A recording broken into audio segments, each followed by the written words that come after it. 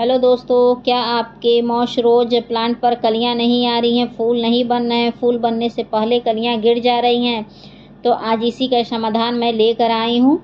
तो जिस खाद को आप डालेंगे बिल्कुल फ्री का है, उसको डालते ही आपके पौधे पर बम्पर कलियां आना शुरू हो जाएंगी। मेरे पौधे पर थोड़ी कम कलियां दिख रही हैं क्योंकि चूहे लोग मेरी कलियों को खा जा रहे हैं। कुछ बच रहा है, वही फ्लावर वगैरह आ रहा है।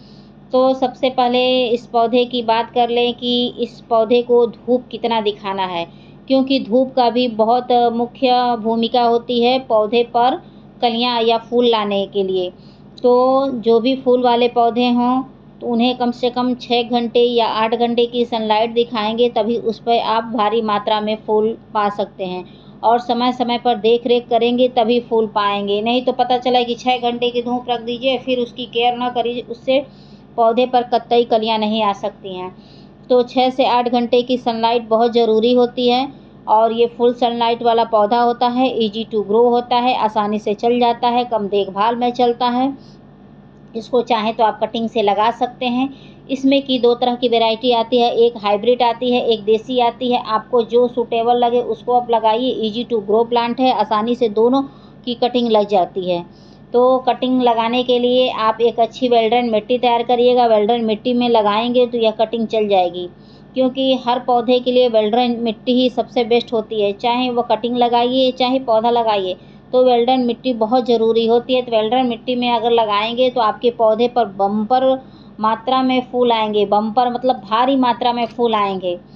तो उसके लिए क्या करना रहेगा कि उसके लिए आप भुरभुरी मिट्टी तैयार करिएगा। भुरभुरी मिट्टी तैयार करने के लिए क्या लेना पड़ता है, तो बालू लेना पड़ता है। 50% बालू, 50% मिट्टी, 10% गोबर की खाद और 5% के करीब केचुए की खाद, इतना मिलाकर और आप डाल देंगे। इतना मिलाकर आप एक अच्छी वेल्डन मिट्टी तैयार कर सकते हैं। और उसमें 1 चम्मच फंगीसाइड पाउडर डाल दीजिएगा। उससे ये फ़ायदा होगा कि किसी भी फंगस का अटैक नहीं होगा। जो भी आप कटिंग लगाएंगे वह कटिंग आसानी से लग जाएगा। ये समझिए कि बहुत ही बेशर्म पौधा होता है। एक बार आप गार्डन में अपने लगा देंगे तो जाने का नाम नहीं लेगा। अगर आपने मिट्टी अच्छी तैयार की है तो कभी ये जाने का नाम ही नहीं लेगा। इस पौधे को पानी कम की आवश्यकता होती है। तो अगर आप वेल्डन मिट्टी तैयार करेंगे तो कम पानी रहेगा तो बहुत अच्छे से चल जाएगा। अगर वही चिकनी मिट्टी रहेगा तो उसमें पौधे सर्वाइव नहीं कर पाएंगे और पौधा बहुत जल्दी मर जाएगा। उसके बाद इस पौधे में इस की मिट्टी में जितने भी घास फूस हो उसको निकाल के फेंक दीजिएगा, क्योंकि घास फूस जो भी होते हैं एक्स्ट्रा ऊर्जा प्लांट की ले लेते हैं, जिसके चलते यह पौधा धीरे धीरे करके मर जाता है।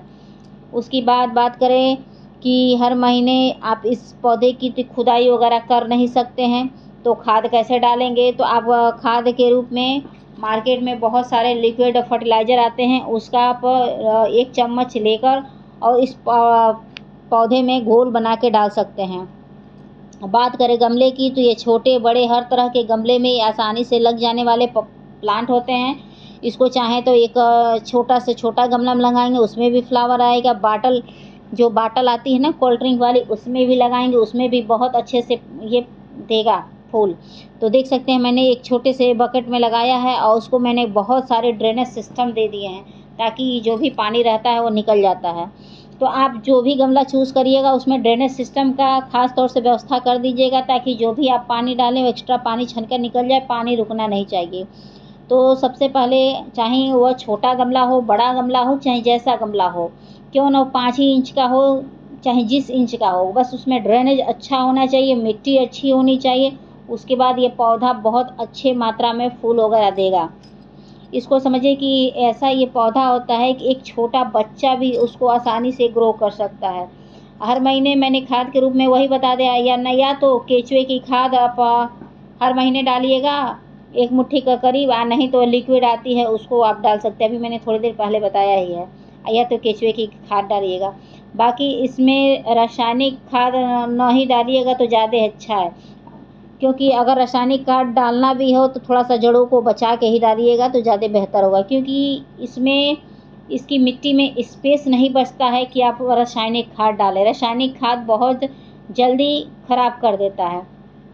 और इस पौधे पर मिलीबग का अटैक बहुत होता है, तो उसके लिए आप क्या कर सकते हैं? मिलीबग से बचने के लिए आप हफ्ते में या महीने में 2 बार 1 चम्मच नीम ऑयल लेकर और उसका स्प्रे करते रहेंगे तो मीलीबाग या लाही का अटैक नहीं होगा, किसी भी कीड़े मकोड़े का अटैक नहीं होगा। लेकिन मेरे पौधे पर तो चूहों का अटैक है, जो कलियों को खा जा रहे हैं, ब्रांच को खा जा रहे हैं।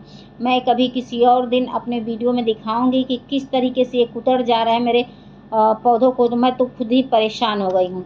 तो मेरे पास इसमें की ढेर सारी वैरायटी आती है, तो आप कोई भी वैरायटी इसमें के लगा सकते हैं, बहुत ईजिली ये चल जाता है फ्रेंड। और इसको आप चाहें तो बीज के द्वारा भी आप इसको लगा सकते हैं।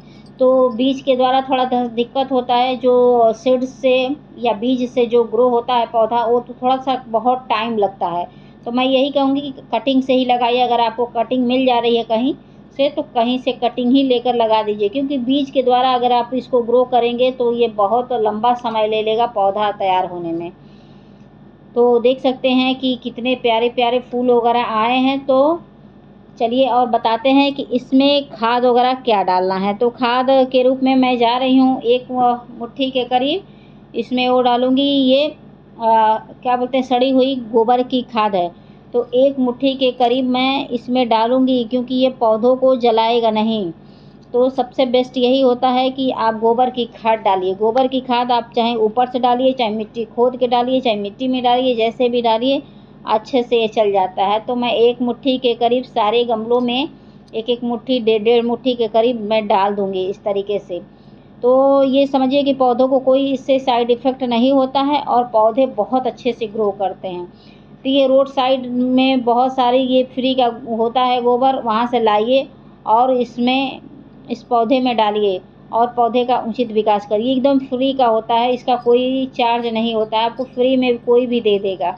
तो 1 मुट्ठी गोबर आप हर महीने डालते रहिए और कोई मतलब खाद ना डालिए। बहुत अच्छे से इस पे फूल वगैरह आएंगे, कलियाँ वगैरह आएंगी, ये पौधा हरा भरा रहेगा। और इसको 6 घंटे की सनलाइट दिखाते रहिएगा, देखिएगा आपके गार्डन में हरियाली ये बनाते रहेंगे। और पानी वगैरह थोड़ा सा चेक करके डालिएगा, जब पानी इसकी मिट्टी में रहे तो मत डालिएगा, क्योंकि जो ये वो है ना, वो सकुलेंट बिरादरी से बिलोंग करते हैं। तो वीडियो पसंद आए तो please like, subscribe, comment and share. Thank you for watching.